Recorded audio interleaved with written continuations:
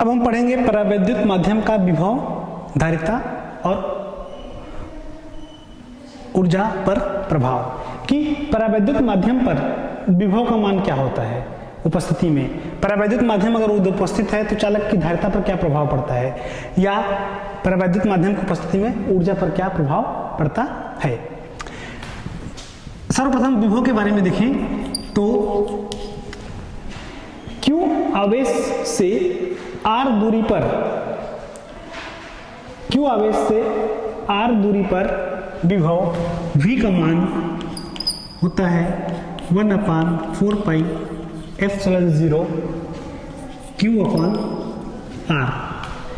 क्या बताया गया यहाँ पर कि Q आवेश से R दूरी पर वायु या निर्वात की उपस्थिति में विभव का मान बराबर 1/4 पाई ε0 Q/R, तथा उसी आवेश से उतनी ही दूरी पर, उसी आवेश से मतलब उसी Q आवेश से उतनी ही R दूरी पर विद्युत विभव का मान, जब वहां पर कोई परावैद्युत माध्यम है, उस स्थिति में मानना वह मान V डैश है, तो V डैश का मान होता है 1/4 पाई ε0 K Q/R। इन दोनों समीकरणों से, अर्थात समीकरण 1 व समीकरण 2 से, समीकरण 1 डिवाइडेड बाई समीकरण नंबर 2 से, तो V/V डैश इक्वल टू आ जाएगा K। इस समीकरण में इस समीकरण से भाग देंगे तो पूरे स्टेप्स कट जाएंगे, K बचेगा, तो V/V dash equal to K, या V dash equal to V/K, V dash equal to V/K। यहाँ पर V क्या है, वायु या निर्वात की उपस्थिति में या वायु या निर्वात में विद्युत विभव का मान। V डैश क्या है, परावैद्युत माध्यम में विभव का मान। तो हम देख रहे हैं यहाँ पर परावैद्युत माध्यम में जो विभव का मान प्राप्त है, परावैद्युत माध्यम में विभव का मान जो है वायु या निर्वात में विभव के माध्यम का 1/K गुना होता है। इससे स्पष्ट निकल रहा है कि इस माध्यम की उपस्थिति में विभव का मान क्या हो रहा है, कम हो जा रहा है। ठीक, कैसे, परावैद्युत माध्यम है तो वह उसके विभव के मान को क्या कर दे रहा है, कम कर दे रहा है। आगे देखते हैं,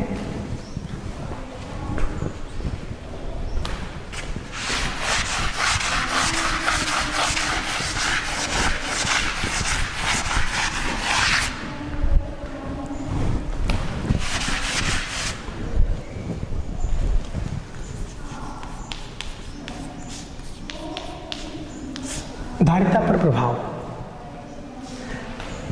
धारिता का सूत्र C = Q/V से, इस सूत्र से हम देख रहे हैं कि यहाँ पर धारिता जो है वह विभव के साथ इस रूप में संबंधित है कि C = Q/V, अर्थात V का मान जो है वो व्युत्क्रमानुपाती रूप में है। तो इस समीकरण से देखते हैं तो क्या आता है, C का मान, C अनुक्रमानुपाती 1/V, या C/C dash, C/C dash equal to आ जाएगा V डैश/V। ये कैसे आएगा, इसको समझने के लिए यहाँ पर थोड़ा सा ध्यान देंगे। यहाँ पर C अनुक्रमानुपाती 1/V तथा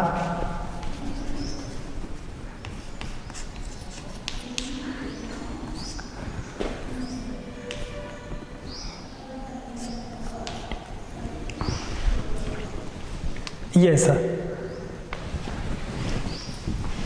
यह क्या है, यह धारिता है, संधारित्र की धारिता उस समय जब वायु है या निर्वात है, दोनों प्लेटों के मध्य।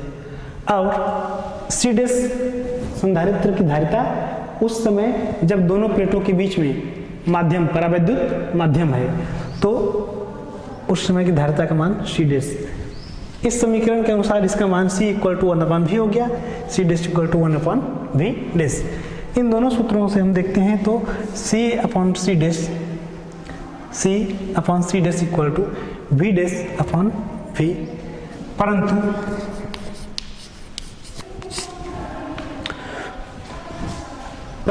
We dash equal to V upon K, V dash equal to V upon K अभी कुछ देर पहले बताया गया था। तो इस मान को यहां पर रखते हैं,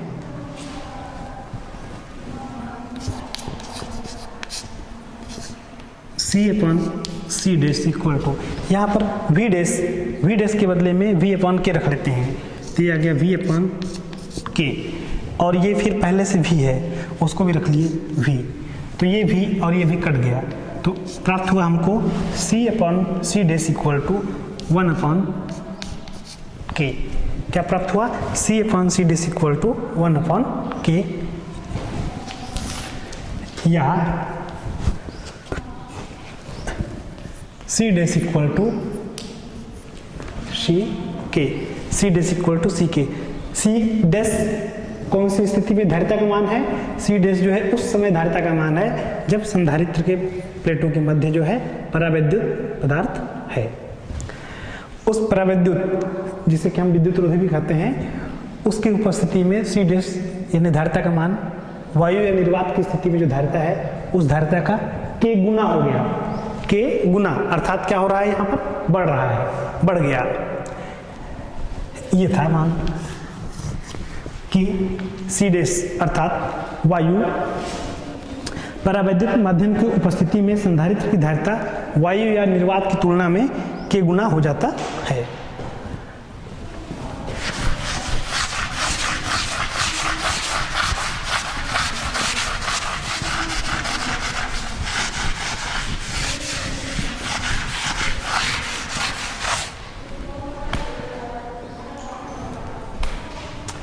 आगे देखते हैं ऊर्जा पर प्रभाव। तो ऊर्जा का सूत्र U equal to 1/2 Q into V से, यहाँ पर U का मान अनुक्रमानुपाती V अर्थात विभव के, ऊर्जा का मान जो है विभव के अनुक्रमानुपाती, इस अतः हम यहाँ पर लिख सकते हैं ऐसा, दोनों स्थितियों में, उस स्थिति में जब वायु या निर्वात है तब की स्थिति में, और उस स्थिति में ऊर्जा का मान जब परावैद्युत माध्यम है। यह है वायु या निर्वात की स्थिति में, और U डैश जो है परावैद्युत माध्यम के लिए। तो U upon U dash equal to आया V अपॉन V डैश, परंतु V upon V dash, V upon V dash equal to परावैद्युतांक K, V upon V dash equal to क्या आया, तो इस मान के बदले में अर्थात U upon U dash equal to K, U upon U dash equal to K, या U डैश बराबर U अपन के। यह क्या है, कैसा सूत्र है? U डैश मतलब उस स्थिति में ऊर्जा का मान जब परावैद्युत माध्यम है। तो परावैद्युत माध्यम की उपस्थिति में ऊर्जा का मान जो है वह वायु या निर्वात की स्थिति में ऊर्जा के मान का 1 के गुना होता है, उसकी तुलना में जो है 1 के गुना हो जाता है। यह था इसका प्रभाव। आगे हम इसके बाद देखेंगे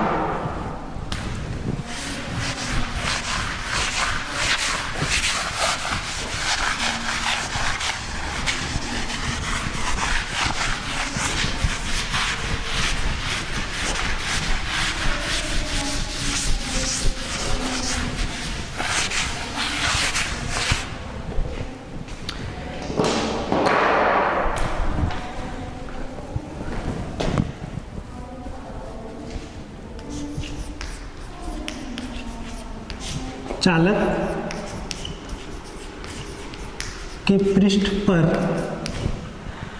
आवेश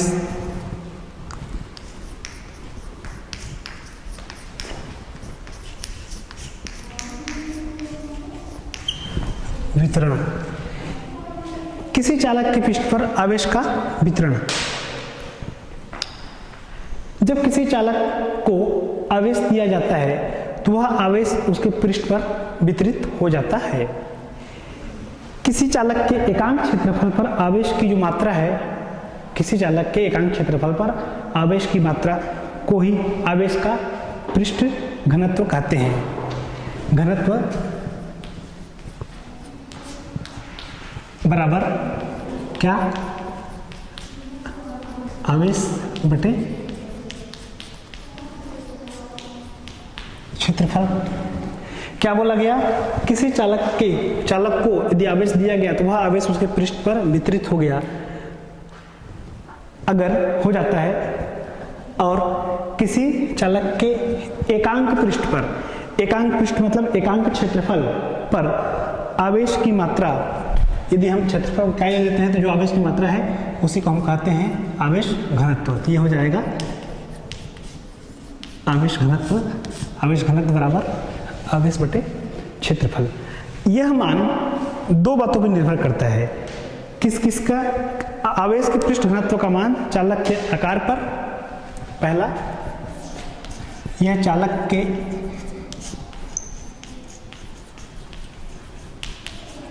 आकार पर,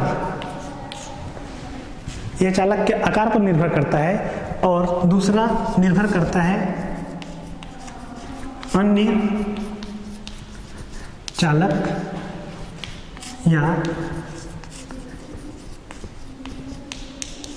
विद्युत रोधी पदार्थ की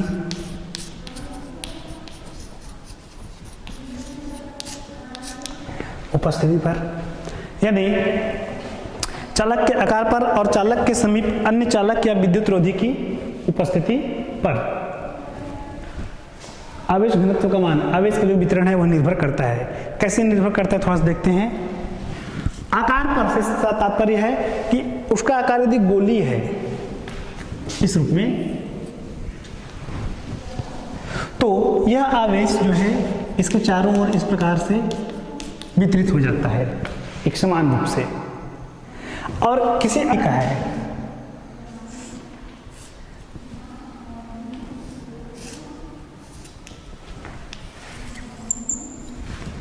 जैसे कुछ हम अन्य आकृति देखें यहाँ पर, तो इसमें जब आवेश दिया जाता है अन्य आकृतियों पर, तो इन आवेशों का वितरण क्या होता है कि सब जगहों पर होता है आवेश का वितरण, लेकिन ये जो नुकीला भाग है, ये इस नुकीले भाग पर आवेश का मान बाकी भागों की अपेक्षा कैसा रहता है? ज्यादा। जैसे ये भाग है, यहाँ पर आवेश है, लेकिन यहाँ पे कौन सा भाग है? नुकीला। ये नुकीला भाग, ये नुकीला भाग। वैसे इसमें तो इन भागों पर आवेश का घनत्व कैसा हो जाता है? शेष स्थानों की अपेक्षा अधिक।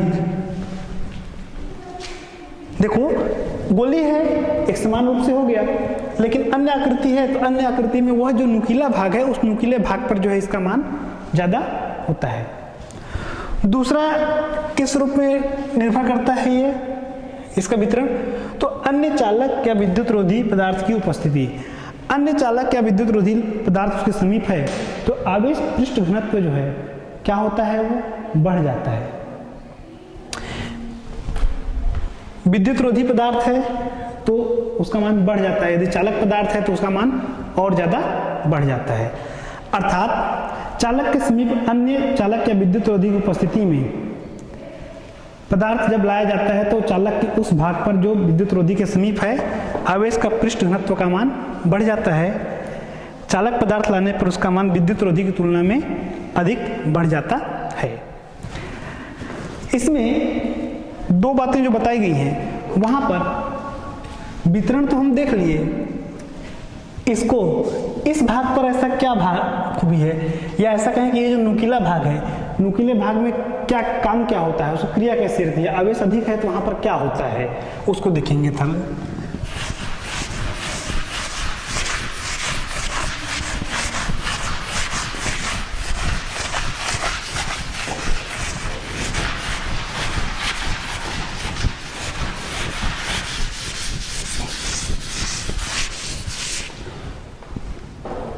हम आगे देखेंगे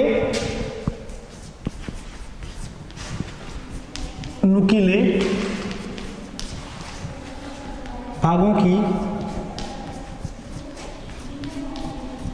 क्रिया। नुकीले भागों की क्रिया से तो क्या तात्पर्य है, देखते हैं इधर।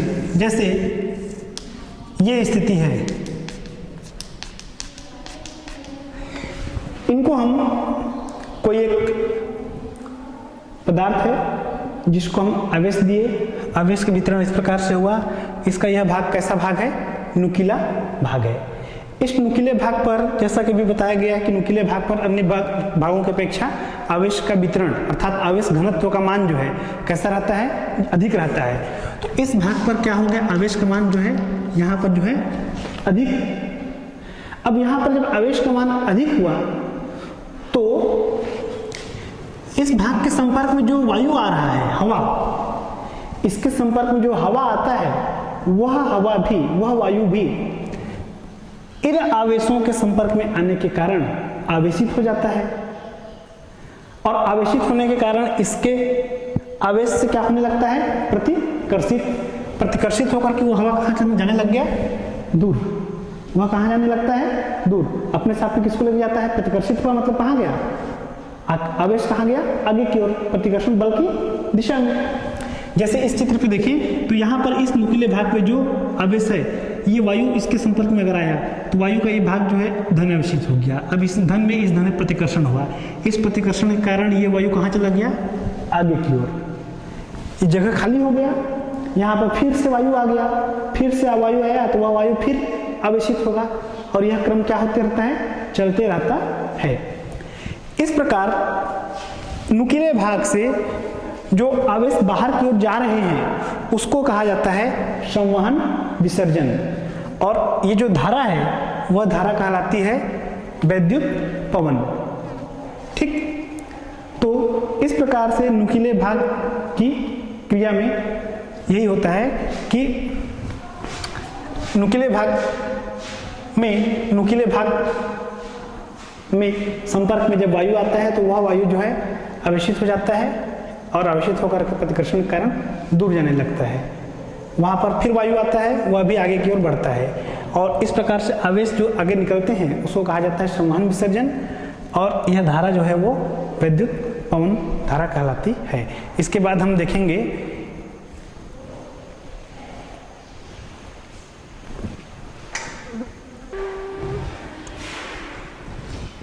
तो हम यहाँ पर अब नुकीले भागों की क्रिया जो ही बताया गया है उस पर आधारित, यानी नुकीले भागों की क्रिया पर आधारित एक मशीन की क्रियाविधि देखते हैं।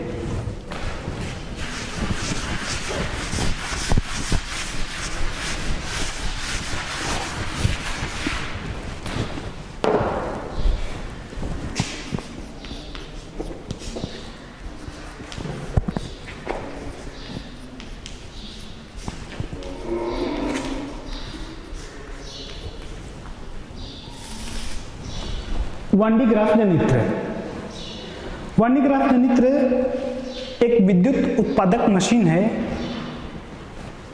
इससे 10 लाख वोल्ट या इससे भी अधिक का विभवांतर उत्पन्न किया जाता है। देखते हैं वांडीग्राफ जनित्र को।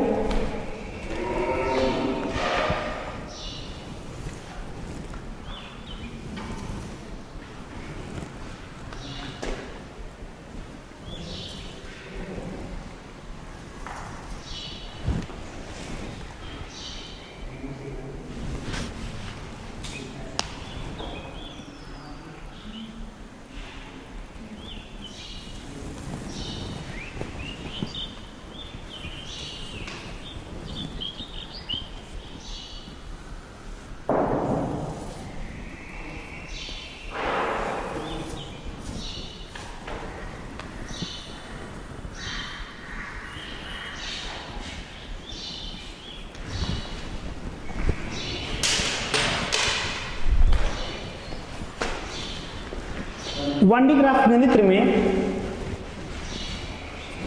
2 स्तंभ 15 मीटर ऊंचे P, ये स्तंभ एक ही है, एक स्तंभ, ये 2 स्तंभ होते हैं जिनकी ऊंचाई लगभग 15 मीटर होती है। इसके ऊपर एक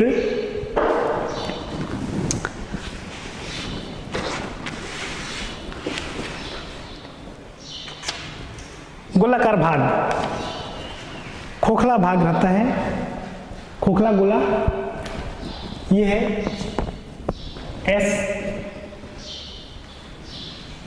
इसमें इस जनित्र में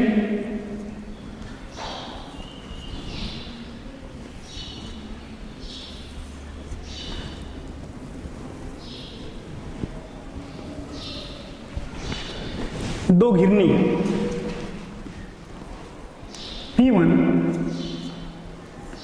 P2 लगे होते हैं, जो एक बेल्ट रबर या रेशम का प्राविधिक पदार्थ का उसका एक बेल्ट रहता है, उससे घूम सकता है। और दोनों घिरनी P1 P2 जोड़ता है। इस घिरनी के पिछले भाग में एक विद्युत मोटर रहता है, मोटर जिससे कि यह घिरनी जो है वो घूमती है। यहाँ पर इस खोखले गोले में एक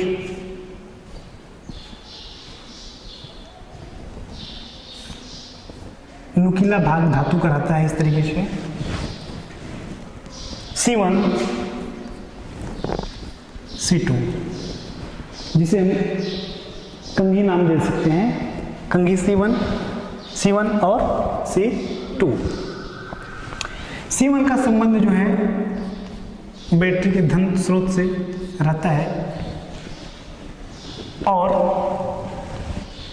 C2 जो है वह इस गोले से जुड़ा हुआ होता है।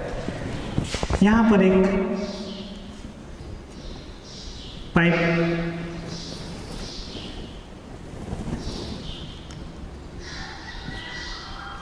D, जिसे कि विसर्जन नलिका कहेंगे, ये रहता है।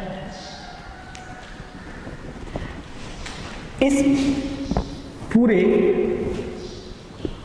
उपकरण को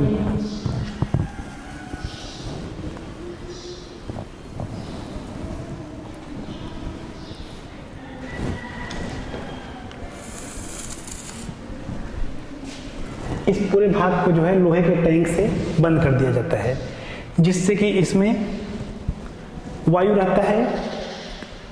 वह वायु 15 वायुमंडलीय दाब पर,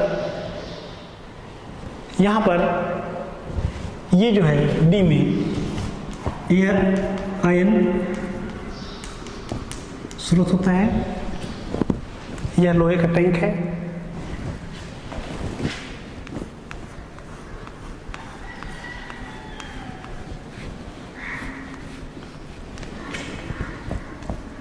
यह PP जो है 15 मीटर ऊंचा विद्युत रोधी स्तंभ है। P1 P2 दो घिरनियां हैं जो बेल्ट की सहायता से घूमती हैं। C1 C2 दो कंघी हैं, चालक है ये। C1 को फुहार कंघी कहेंगे और C2 को संग्राहक कंघी। C1 का संबंध जो है वो धनात्मक विभव से रहता है, लगभग 10,000 वोल्ट पर। तो ये था पूरा 1D ग्राफ यंत्र का बनावट। इसकी क्रिया नुकीले भागों की, इस उपकरण की जो क्रिया विधि है वो नुकीले भागों की क्रिया विधि पर आधारित है। नुकीले भागों की क्रिया विधि में जो बताया गया था उसमें यह क्या कहा गया था कि आवेश का जो वितरण है वह आवेश का वितरण नुकीले भागों में जब होता है तो उसका जो नुकीला सिरा जो है शेष भागों में वितरण की अपेक्षा नुकीले भाग पर आवेश का मान, आवेश घनत्व तो कैसा रहता है, अधिक रहता है। इसके संपर्क में जब वायु आती है तो वायु भी आवेशित हो जाता है। वायु आवेशित जब हो जाता है तो उस आवेश से प्रतिकर्षित होकर के वायु का वह भाग कहाँ चला जाता है, दूर चला जाता है। फिर अगला जब वायु का कण आया तो वह भी यही रूप हुआ और ये प्रक्रिया आगे बढ़ती गई। इस प्रकार से यहाँ पर क्या उत्पन्न हो जाता है, पवन धारा। पवन धारा क्या होने लगती है, चलने लगती है। यहाँ पर भी वही स्थिति है। इस 1D ग्राफ जनित्र में कंघी C1 धनात्मक विभव पर होता है, अर्थात इसमें धनावेश होता है। जब घिरनी P1 और P2 अर्थात ये बेल्ट जो है चलने लगता है, घिरनियां जब घूमती हैं तो बेल्ट क्या होता है, चलता है।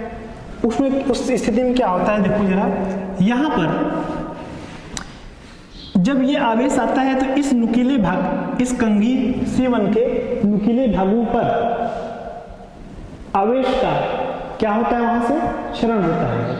आवेश वहां से क्या होने लगते हैं, विसर्जित होने लगते हैं।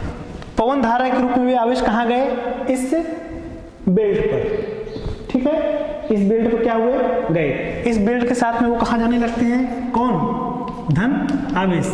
ये धन आवेश जब ये बेल्ट घूमता है तो धनावेश कहाँ गया, ऊपर की ओर। P1 से किस तरफ गया, P2 की ओर।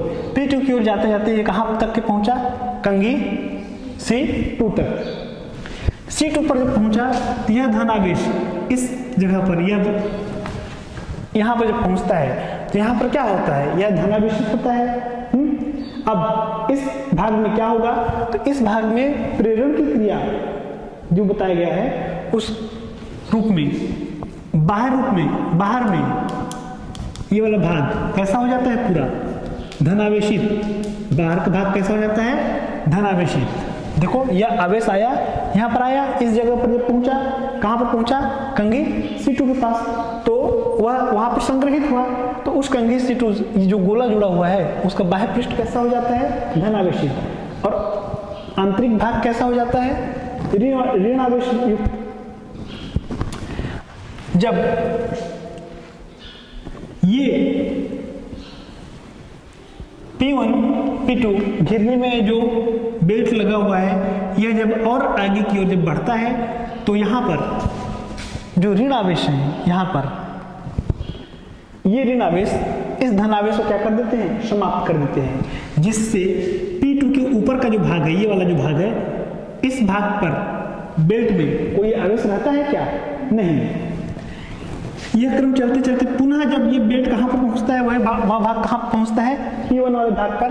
तो C1 से जब गुजरता है, C1 से गुजरता है कंघी C1 के पास से, तो उस समय में फिर से यह क्या हो जाता है, चूंकि C1 धनात्मक विभव पर है तो धनावेश इसमें आ जाता है, और यह धनावेश कहाँ जाता है, आगे की ओर जाता है। आगे की ओर जाकर के कहाँ पहुंचता है, C2 भाग पर। C2 भाग पर पहुंचने के पश्चात फिर यह धनावेश कहाँ जाता है, बाहर की ओर, और अंदर की ओर क्या रह जाता है, ऋण आवेश। ऋण आवेश जब ये बेल्ट ऊपर की ओर जाता है तो वहां पे धनावेश से क्या कर देते हैं, समाप्त। फिर अगले स्टेप में इधर का भाग क्या हुआ, आवेश, बिना आवेश का आवेशहीन।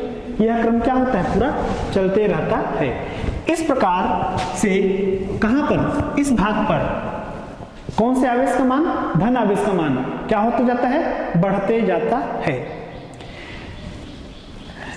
और इसमें जो है आवेश का मान अधिक होने लगता है, और जैसे जैसे आवेश का मान अधिक होता है वैसे यहाँ पर क्या होता है, विभव का मान अधिक होता है, अर्थात उच्च विभवांतर आ जाता है।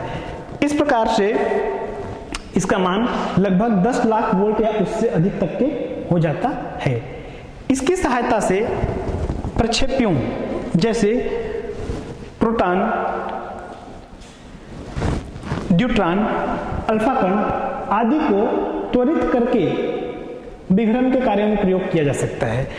उनको त्वरित करने के लिए ये जो स्रोत है, ये डी विसर्जन नलिका, यहाँ से क्या करते हैं, उनको आयन का स्रोत जो है, इसमें इसको आयन त्वरित होते हैं। क्यों, उच्च विभव पहुंच जाता है जब, और वे त्वरित होकर कहाँ आ जाते हैं, बाहर। ठीक है, इसका उपयोग कहाँ पर किया जाता है, तो उच्च विभवांतर उत्पन्न करने में होता है। किसका उपयोग, 1D ग्राफ जनित्र का उच्च विभवांतर उत्पन्न करने में। कैसे, अभी जो बताया मैं एक बार फिर से संक्षिप्त में बताता हूँ कि ये जब बेल्ट चलता है तो C1 का भाग जो कि धनात्मक है, वह भाग जो है कहाँ जाता है, C1 के भाग से जो है पूरा धनात्मक हो जाता है बेल्ट, और यह बेल्ट जब ऊपर जैसे जैसे पहुंचता है तो C2 के भाग तक पहुंचता है। तो C2 का भाग जो जुड़ा हुआ है संग्राहक भाग, उससे ये जो खोखला भाग है गोले का, यह भाग कैसा हो जाता है, बाहरी भाग धनावेशित और आंतरिक ऋणावेशित।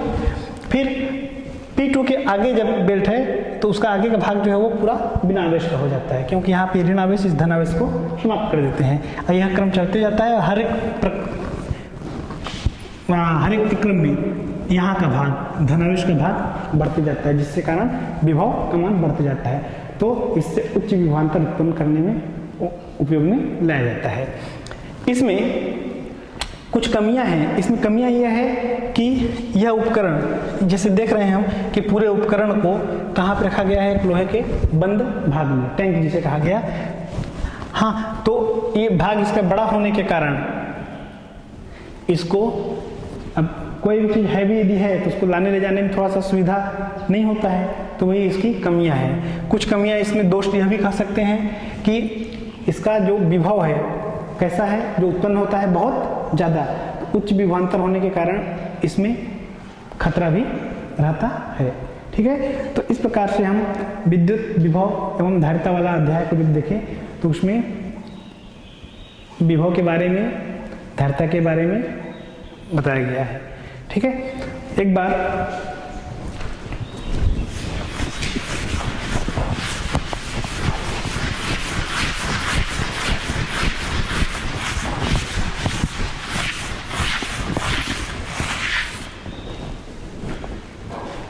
हम इस अध्याय विशेष की चर्चा कर लें। विद्युत विभव में हमने अभी तक के क्या क्या पढ़ा, थोड़ा सा क्रम से संक्षिप्त में। तो सर्वप्रथम विद्युत विभव होता क्या है, इसके बारे में जानकारी लिए, जिसका कि व्याख्या सामान्य और पारिभाषिक व्याख्या, मात्रक, है ना। और सामान्य रूप में क्या अर्थ समझ में आया कि विद्युत विभव जो है वह चालक की विद्युतीय अवस्था है। विद्युत विभव का जब प्रभाव, या ऐसा कहें कि विद्युत विभव का मान ज्ञात करने के लिए द्विध्रुव के कारण, किसी बिंदु के कारण, बिंदु के आवेश के कारण विद्युत विभव का मान, द्विध्रुव के कारण विभव का मान, अच्छी स्थिति में, निरक्षीय स्थिति में, इसको देखा गया। कोई आवेशित कण विद्युत क्षेत्र में गतिमान है तो उस आवेशित कण का विभव कितना होता है वह मान पढ़े। उसके अतिरिक्त इस अध्याय में और क्या बताया गया, विद्युत क्षेत्र की तीव्रता और विद्युत विभव में क्या संबंध है, जिसमें यह बताया गया कि विद्युत क्षेत्र की तीव्रता जो है वह दूरी के साथ में विभव के मान में परिवर्तन, अर्थात E = dV/dx, दूरी का मान परिवर्तित होने पर विभव का मान किस प्रकार से परिवर्तित होता है, यह संबंध बताया गया। आगे बताया गया है कि किसी चालक को जैसे जैसे आवेश देते हैं वैसे वैसे उसके विभव के मान में क्या होता है, वृद्धि होता है। हाँ, और यह वृद्धि एक निश्चित सीमा तक की होती है। वह किस बात पर निर्भर है, उस चालक की क्षमता पर। वह क्षमता को हम किस रूप में पढ़े हैं, चालक की विद्युत धारिता के रूप में। धारिता क्या, अब धारिता अगर किसी चालक की बढ़ानी है, उस चालक का आकार, आकृति वगैरह में परिवर्तन किए बगैर, तो उसको हम किस युक्ति के नाम से जाने, संधारित्र। संधारित्र क्या है इसके बारे में बताया गया, जिसमें कि दो प्लेटें होती हैं, बीच में कोई पराविद्युत पदार्थ होता है। एक महत्वपूर्ण बात है कि बीच में जो पदार्थ है वह कोई धातु नहीं लेते। ठीक है, धातु नहीं लेंगे, उसमें क्या लेंगे, विद्युत रुधि या पराविद्युत पदार्थ, या फिर वायु या निर्वात रहेगा। और उसके बारे में बताया गया। संधारित्र के प्रकार के बारे में पढ़े। आवश्यकता यदि हमको कम मान के संधारित्र की है या अधिक मान के संधारित्र की है तो उनको किस प्रकार से समूहित करके हम प्राप्त कर सकते हैं, श्रेणी क्रम में और समांतर क्रम में। ठीक है, परावैद्युत माध्यम की उपस्थिति का क्या प्रभाव पड़ता है विभव पर, धारिता पर, ऊर्जा पर, इनके बारे में।